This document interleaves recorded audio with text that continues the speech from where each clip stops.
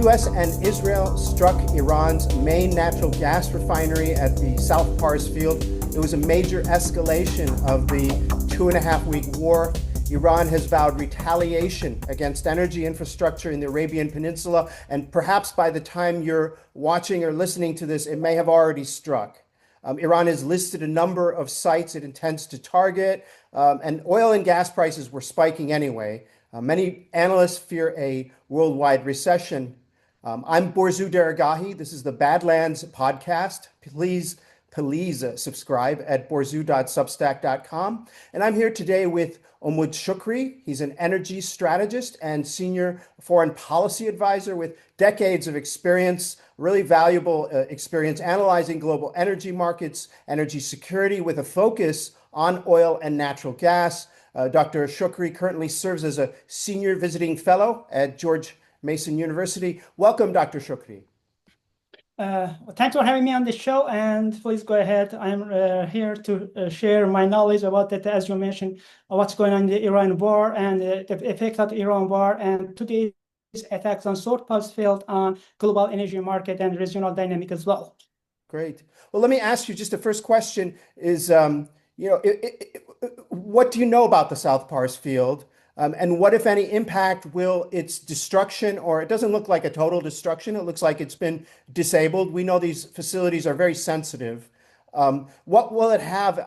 What kind of impact will it have on Iran? And will it have any direct impact on global energy markets? Yeah, South Pars shared by Iran and Qatar, and Qatar is the world first LNG procedure and using the natural gas from the South Pars field to produce LNG and export to the global energy market, especially East Asia, China, Japan, and South Korea as well. And also during that the energy crisis and Russia invasion to Ukraine, Qatar will be able to help European energy security. And refer your question, South Pars field holds 24 phases, and Qatar 10 years before Iran started investing in this field and produce major natural gas and a little oil from this field. And at present, Iran produce about 70% natural gas, domestic natural gas from this field, and major Iran power plant using natural gas produced in South Pars field to generate electricity. And it shows that if we have such geopolitical accident or targeted by the other countries, this facility is directly affected Iranian people, daily life. Shortage of natural gas and also shortage of electricity as well. All shows that Iran, Islamic Republic after revolution has not a strategic view for energy security, just more focused using natural gas to supply domestic demand and did not use it such as Russia, Qatar, and other procedures as a strategic weapon in its foreign policy to generate. So it didn't export it, is what you're saying. Yeah, Iran holds its second natural gas reserve in the world, but we know that since Ahmadinejad, during Ahmadinejad, Iran will be net natural gas imported natural gas by 2011 from the Turkmenistan, and after that, especially during that Rouhani era and Raisi and also Pezeshkian era, natural energy security, especially natural gas sector continues, and due to current situation and due to January protest, our factories are closed, and due to Iran will be able to supply natural gas for just daily life and resident. That's it. Yeah, so it won't have much of an impact on as I understood it, it won't have much of an impact on the global market. Just the attack itself. Yeah.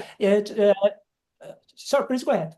Yeah, but and what if Iran follows through on this list of targets? What kind of effect do you think that will have on? And we don't know yet at this point whether. And that even if the Iranians have attacked, it's never clear with the Gulf because of the censorship. We don't know what is attacked. So, but if it is attacked, what will be the impact? Do you think? Yeah, if Iran make a decision to retaliate and to target energy infrastructure in GCC, and especially Israeli offshore natural gas, Israel holds three major natural gas offshore: Tamar, Leviathan, and Karish. If Iran try to target this infrastructure, especially in the GCC, we can expect that oil price goes about 150 per barrel, and also it is a huge energy crisis in GCC. Firstly, in Israel, secondly, and in global in the large perspective. Yeah, in the global markets in general. Yes. Yeah, Yeah. yeah. So, and what about if any secondary effects, for example, how would you describe, like, I mean, we talk about these numbers, we use these terms, these macro and microeconomic terms, but what would it mean to ordinary people, say in, India or, Latin America or where is an importer of natural gas? If such, retaliation continue from tomorrow, tomorrow, and we can expect it global recession. Why? Because of the importance of the Strait of Hormuz, and also if targeted, Aramco refinery facility, other refinery or petrochemical in the Saudi Arabia, in Kuwait, in Emirates, in Qatar, especially in Qatar, we can expect that natural gas price will double or triple, and also, as I mentioned in this previous question, oil price will be went up by at least 150, and we know that after that the COVID global economy will not be able to handle the whole effect of the COVID affected the global economy, and if we can see such huge shock in the global energy energy market, high energy price means high inflation rate. Yeah. No matter you are a developed country, underdeveloped country, or poor country, no matter from the Africa or the European countries or Latin America or US as well. And high energy prices means high inflation rate, and it means in the worst case scenario, it means global recession. And I hope that we cannot see such situation. Yeah, I'll get back to that. The bigger I wanted to ask you also this U.S. plan to apparently to hit Kark Island, this oil transfer port, I guess you would call it. It's an oil terminal, and could that also have an impact on, because that is more for export oriented. That is for exports.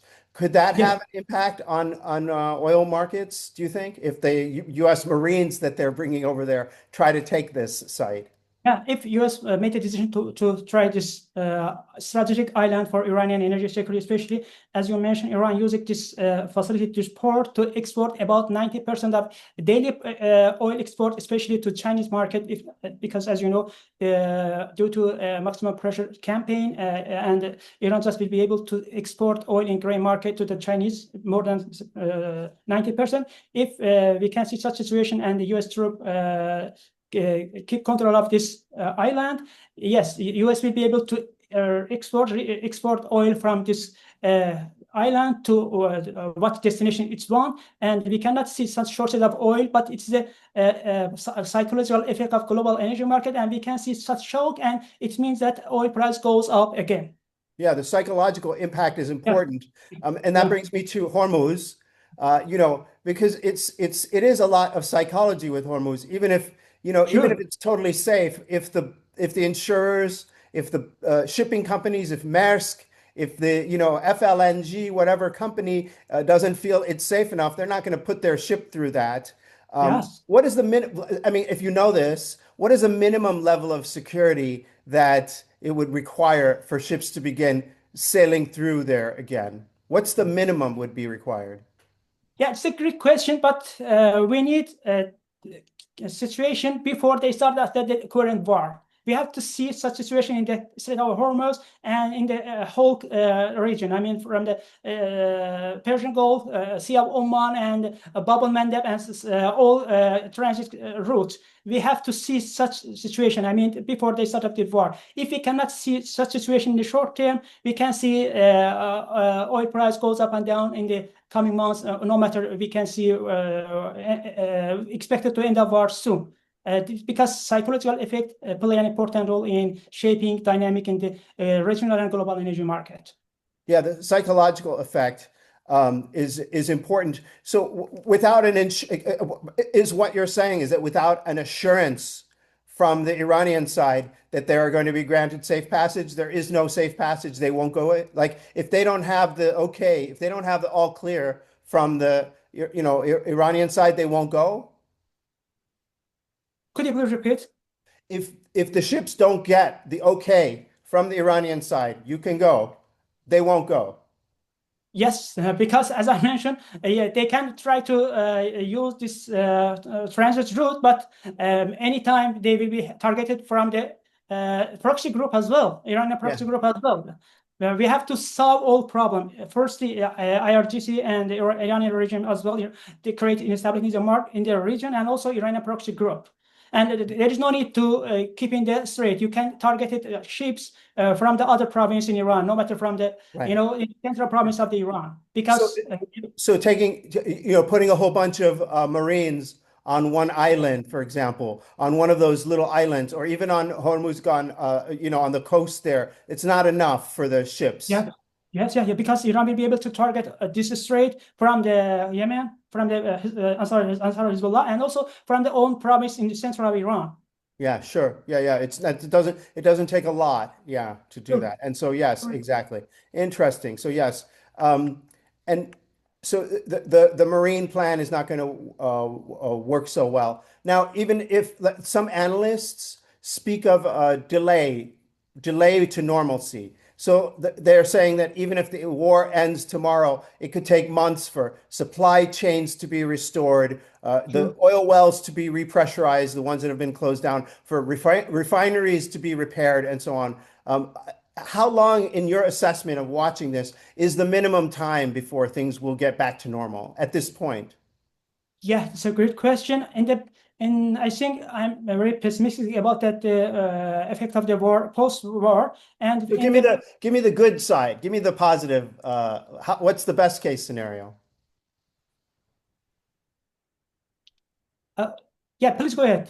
No, I said, what's the best case scenario? Yeah, yeah, 2 or 3 years in the best. 2 or 3 years. Yes, yeah, yeah, because if about we can discuss about the salt parts. If a refinery targeted, Iran has no such high technology to recover production and refinery capacity in the short term. Or GCT will be able to attract foreign financial capability and technology. But if Iran is trying to use proxy to target this facility again, Wow. we can expect it. You're not going to get the financing. Yes, yes. Yeah, yeah, I see what you're saying.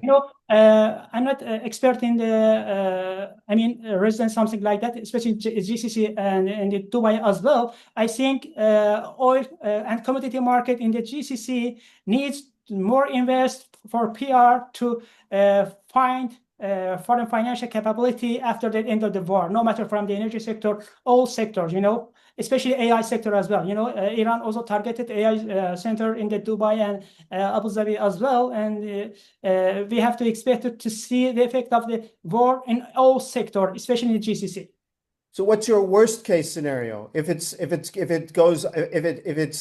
things don't go well, if the war doesn't end in a clean way, you said 2 or 3 years is a best case scenario. What's the worst case scenario? Worst case, at least decades. Wow. Yeah, Yeah. because more money comes from the exporting hydrocarbon for all GCC countries and for Iran as well. If targeted the infrastructure, Iran has no money to invest in this situation, and no foreign country, no foreign company will be able to invest in Iran due to sanction and the old problem in Iran foreign policy and the Iranian economic system as well. And if Iran using such situation to targeting the GCC energy infrastructure, I think they, especially Saudi Arabia, has own long-term plan, 2030 vision to decrease dependency of hydrocarbon economy. But we can see such situation, and targeting energy infrastructure will be face this long-term plan with a huge and serious challenge. I just want to get back to one question. Sure. Have you ever been through the Strait of Hormuz yourself? Have you ever No, visited there? no, no, unfortunately. And based on your understanding of the geography, Do you think that there is a military, non-diplomatic solution to opening it? Is it possible to open it militarily without regime change or No, diplomacy? no. We need all means, diplomacy, military as well. Yeah. Because as you mentioned about the part and something like that, if US will be able, with helping the NATO and other countries to escort, to secure oil and gas transit from the Strait of Hormuz, and maybe to weaken Iranian regime in the Tehran, but proxy group will be able to create instability in the region, especially in the Strait of Hormuz. We need all means. We need global endeavor to solve this instability in the region. I thought that as well. Dr. Shokri, thank you so much. It's been such a pleasure. I really appreciate it. It's been really nice to talk to you. Thank you for taking the time on short notice. Again, this is the Badlands podcast. I'm Borzu Deragahi. Please subscribe, borzu.substack.com. Have a great day.